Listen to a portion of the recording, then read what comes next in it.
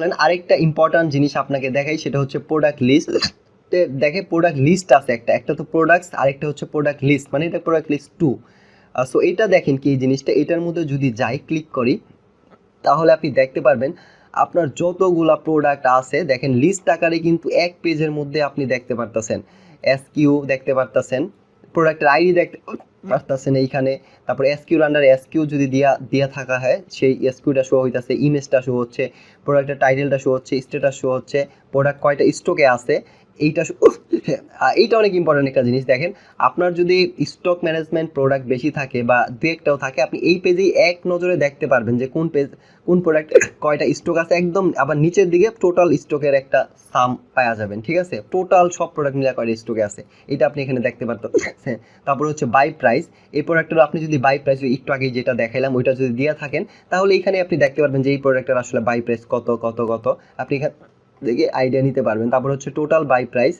ধরেন আরেকটা জিনিস, আপনি যদি বাই প্রাইস দেন, ধরেন আপনি একটা প্রোডাক্টের বাই প্রাইস 100 টাকা সেট করছেন ওই যে প্রোডাক্ট এডিট পেজে, তখন কি হবে আর 100 টাকা সেট করছেন আর ওই প্রোডাক্টটা হচ্ছে আপনার স্টক ম্যানেজমেন্ট বা কোয়ান্টিটি ম্যানেজমেন্ট প্রোডাক্ট, তখন আরও এটার প্রোডাক্টের ম্যানেজ তখন 50টা দিচ্ছেন সাপোজ, তো ওই 50 ইন্টু আর হচ্ছে 100 টোটাল আপনার প্রোডাক্টের বাই প্রাইস কত আছে বর্তমানে সেটার সাম যোগফল আপনি এখানে দেখতে পারবেন, ঠিক আছে। আর তারপরে ধরেন হ্যাঁ এটা আপনি খুব সহজেই দেখতে পারবেন তখন এইরকম যদি কোনো প্রোডাক্ট আপনার থাকে বাই প্রাইস যদি দেওয়া থাকে। আচ্ছা তারপরে হচ্ছে এটা অনেক বেনিফিটেড হবে আপনার। ধরেন প্রত্যেকটা আর ধরেন 50টা দিছিলেন, 45টা আপনি বর্তমানে আছে, 5টা সেল হয়ে গেছে, তখন এখন এই 40টা প্রোডাক্টের বাই প্রাইস বর্তমানে কত আছে এটা আপনার এখানে দেখতে পারবেন। আর টোটাল যোগ হয়ে আপনি নিচে দেখতে পারবেন যে টোটাল কত টাকার প্রোডাক্ট আপনার স্টকে আছে, ঠিক আছে। সো এইটার জন্য বাই প্রাইস আপনার অনেক ইম্পর্টেন্ট। যদি এই ধরনের হিসাব রাখতে চান আপনার প্রয়োজন হয় তখন আপনি বাই প্রাইস দিয়ে এটা অটোমেটিক পেয়ে যাবেন। আচ্ছা তারপর হচ্ছে সেলস প্রাইস। ধরেন আপনি বাই প্রাইস দিয়েছেন, এটার সেলস প্রাইস দিয়েছেন, আর সেলস প্রাইস টোটাল কত, ধরেন আপনি যেই প্রোডাক্টটা 100 টাকা বাই প্রাইস সেট করছিলেন ওই প্রোডাক্টটা ধরেন সেল করেন আপনি 150 টাকা সাপোজ। সো 150 টাকা হিসাবে সেল করলে 45টা বর্তমানে আছে, এখন 45টার দাম কত এটা আপনি এইখানে দেখাচ্ছে এইভাবে, ঠিক আছে। সো এইভাবে দেখাবে আর টোটাল সব প্রোডাক্ট মিলে কত টাকার সেলস প্রাইসের প্রোডাক্ট আছে, কত টাকা বাই প্রাইস আছে এটা আপনি এইভাবে দেখতে পারবেন। তারপর হচ্ছে ভিউ, এই কোন প্রোডাক্টটা কয়বার ভিউ হয়েছে সেটা লিস্টটা আপনি এখানে দেখতে পাচ্ছেন। আর টোটাল প্রোডাক্ট সব প্রোডাক্ট মিলে কত ভিউ হয়েছে এটা আপনি নিচে দেখতে পারবেন, মানে একবারে নিচের ঘরটা হচ্ছে আপনার টোটাল, ঠিক আছে। আচ্ছা এখন ধরেন এখানে তো 60টা আছে, বাট আপনার ধরেন যতগুলা প্রোডাক্ট আছে, আবার এই যে এখান থেকে আগের মতোই ফিল্টার আছে, ফিল্টারের যেই অপশনগুলো দেখতেছেন প্রোডাক্ট লিস্টে যেই প্রোডাক্ট লিস্ট 2তেও কিন্তু সেম ফিল্টারই, ঠিক আছে, এটা আর দেখাচ্ছি না। আপনি যদি নোট ঠিক উল্টে দেন তাহলে দেখেন এখানে দেখাচ্ছে, উল্টে দিলে নতুনগুলো পড়াইতেছে, ঠিক আছে।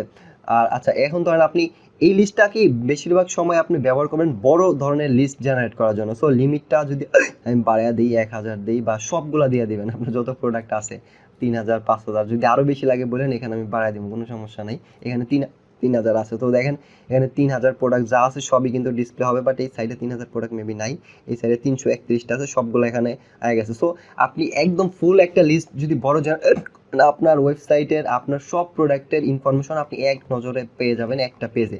আপনি চাইলে এই পেজটা কিন্তু প্রিন্টও করতে পারবেন, ঠিক আছে, প্রিন্ট করে ডাউনলোড করে ফেলাই দেবেন পিডিএফে, অথবা যে কোনো প্রিন্ট করে পিডিএফে সেভ করে ফেলাইতে পারবেন আপনার মোবাইলে, অথবা আপনি এটা অনেক বড় ফাইল প্রিন্ট দিয়ে দিছি এই জন্য অনেক টাইম লাগতেছে, 28 পেজ, ও মাই গড। সো দরকার নেই, এটা আমি ক্যান্সেল করে দিই, ঠিক আছে। সো আপনার দরকার হলে একটু টাইম নিয়ে এটা প্রিন্ট করে ফেলাইতে পারেন, তারপরে হচ্ছে অথবা পিডিএফে সেভ করে রাখতে পারেন। আচ্ছা সো এই প্রোডাক্ট লিস্ট 2 আশা করি বুঝতে পারছেন। আর আচ্ছা সো প্রোডাক্ট লিস্ট 2 আশা করি এই জিনিসটা আপনি বুঝতে পারছেন, আর কোনো সমস্যা হবে না, আপনি জাস্ট দুইটা লিস্ট ইউজ করবেন যখন যেটা লাগে। এটা জাস্ট বেশিরভাগ সময় রিপোর্ট অ্যানালাইজ রিপোর্ট দেখার জন্য এই লিস্টটা আপনার বেশি কাজে দেবে, আর এইটা হচ্ছে আপনার প্রোডাক্টগুলোকে ম্যানেজ করার জন্য এই ফিল্টারটা বা এই লিস্টটা আপনার বেশি কাজে আসবে।